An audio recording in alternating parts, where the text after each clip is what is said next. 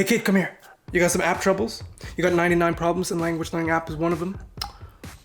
Vas-y, t'inquiète pas, c'est pas ta faute. Language learning apps, they don't really work. At least most of them don't. I mean, when you first download an app, you think to yourself, maybe this one will be the one. The one that gets you fluent. You think to yourself, maybe, just maybe, that señorita or that oppa is going to notice you because of your new language learning skills, and it's all gonna start with this app. So you open the app for the first time and you're like, oh, this is nice. What is this? And then day 2 comes and you're like, oh, okay, yeah, it's a pretty interesting app. Then day 7 comes and you're like, yeah, about this app. And then day 14 comes and you're like, I don't feel so good, Mr. Stark.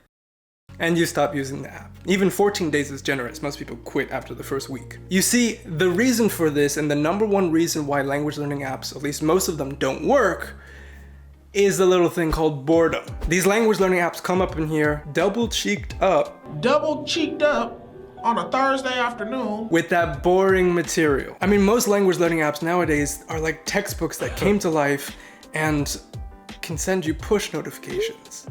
Yeah, it's disgusting. Jokes aside, I get it. It's hard to make language learning fun, but it needs to be done. And that rhymed. Because apps that are extremely dry and simply teach you and that's it, and they have no gamification whatsoever, I mean, they can work, and sometimes they actually are more effective than gamified apps, but the problem is that they greatly rely on the user to be super motivated. I mean, listen, if a language learner is like this, I'm gonna learn a language, or I'm gonna die trying, then more boring apps probably will work for them. However, if they are any less motivated than that, then basically whether the user stays motivated enough to continue to use the app is up in the air. It's chance. And the way language learning goes, everyone's going to have periods of low motivation and high motivation. And it is up to the app to be exciting enough to use during bouts of low motivation. Because even for me, I can't force myself to use dry, boring apps when I am in a period of low motivation, or generally at all. Even I don't have that level of discipline, and I look like a monk. Well, I'm more like a gangster monk right now, but however, nevertheless, I speak 8 languages and I still can't do that. So it's unreasonable to expect most people to. I mean, the last thing that you want after a long day at school or at work is to whip out a language learning app that feels like homework. It's unfortunate, but boring language learning apps simply just lose the war of attention to social media apps and gamified language learning apps. Reason number 2 why most language learning apps don't work is something called the infinite treadmill, or simpler terms, it's just that they are addicting, but they are limited. So what I mean by this is that. So let's take Duolingo for example. Here you have an app that actually has more of a soul to it. It's gamified. Let's add some crowns to our app. That would be good. It's fun-ish, and it's kind of like a gateway drug into language learning. It doesn't have the same problems that boring language learning apps have. But does it still have issues? Come on. Of course it does. Y'all know I've never been about that owl life. Duolingo and similar apps put you on something I call the infinite treadmill of learning. Essentially, these apps can get you to a solid beginner level, but they are addicted and they are designed to have you come back and use the app day after day. I mean, don't get me wrong, that is good. That is actually the solution. However, the scope of content on an app like Duolingo is limited because eventually you complete the tree and you don't really have much more to do on the app. So in the meantime, while you are waiting for new content, they still want you to come back and use the app every day. Through their streak system, through their league system, through push notifications. Essentially, they keep pushing you back to the app to redo the same content over and over again, whether or not it's actually beneficial to your learning. In this case, the problem lies specifically in Duolingo's marketing, because they market themselves as the best way to learn a language, as something that's better than a college course, etc. And generally, they are the biggest brand name when it comes to language learning. Hence, you have oodles of people, I mean like a lot of learners, that are under the misconception that Duolingo is all that they need. And because Duolingo is addictive in nature, all of a sudden after a few months you have a bunch of learners that are constantly using an app day after day that they've already outgrown. Not a good combination, and that is exactly why you see people who have Duolingo streaks of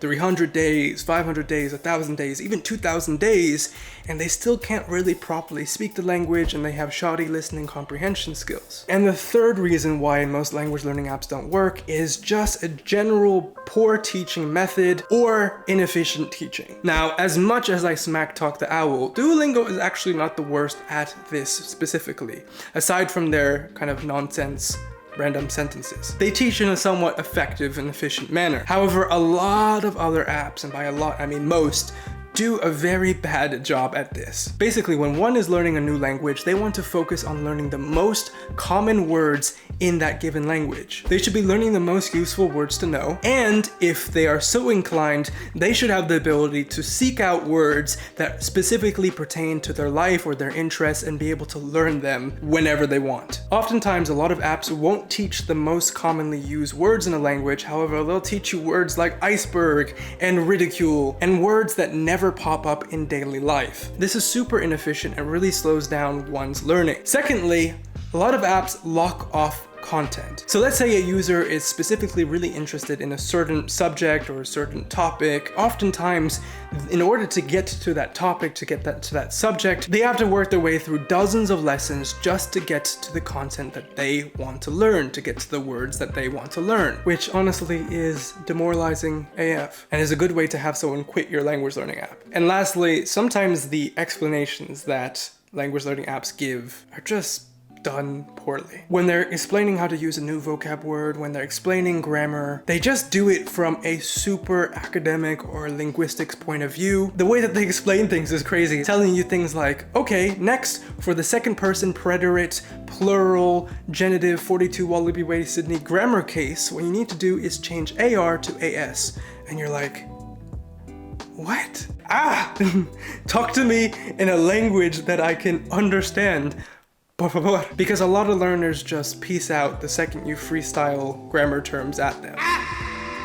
And for a lot of apps not to be able to predict that users aren't going to know what you're talking about and not trying to make the explanations easier and simpler, I just don't know what's going on in their heads, to be honest. So that is what the crux of it is. Those three reasons are why most language learning apps fail at meaningfully increasing your chance at success or your actual success in language learning. So what is the solution? Well, currently it is to use boring but effective apps during periods of high motivation, use fun and addicting apps during periods of low motivation, and make sure that you're using those fun apps, those gamified apps, only as supplements, not as your main course, so to speak. And to make sure that when you're using an app, that it's actually teaching you words that you're going to be using in everyday life. That is how you make language learning apps work for you, or at least how to give yourself the biggest chance at success. That said, you know, it is 2022. Surely there is a better solution or a different type of language learning app on the horizon, right? Right? Well, you're damn right there is. You see, for the last 2 years, my team of 10 people and I have been working on a language learning app that addresses all of these three key issues, because these three things have pissed me off for the longest time. Like, why isn't there an app that is extremely fun? And I don't mean like coolmathgames.com or Duolingo fun, but I mean like an actual video game. Something that never gets boring. Something that also isn't limited. Meaning after you get to an intermediate level, you're not just repeating the same beginner content over and over again, but you're actually on an app that you can use whether you're intermediate or super advanced. Something that teaches you the most common words in a language and all of the grammar that you need to be conversational, but also does it in a way that doesn't make you want to snap your phone in two. Well, that is exactly what we're creating. And we are planning on publicly revealing the app in only a few months. So if that sounds interesting to you, sign up for the mailing list linked in the description below. Because when it comes to each of these three key issues, we plan to smash them. So for example, in terms of boringness, we are not going to be another gamified app. We are literally going to be a video game for learning languages. And the app is going to be extremely fun for you to use. In terms of being addicting but limited, well, our app is definitely going to be addicting. However, we strive not to be limited. We want to be an app that whether you're a beginner, an intermediate, or advanced learner, you are able to come to the app every single day because you can actually keep up learning new things as opposed to just coming back to maintain a streak. And we're going to do that through flashcards that are superior than Ankis, mini games where you can challenge your friends or other people online to practice your vocabulary and your grammar, social features like Discord where you can connect with and chat with other learners and even native speakers. Lastly, we've come up with an ingenious way to get the most common 2,000 to 3,000 words in your target language into your head in a way where you can actually remember them.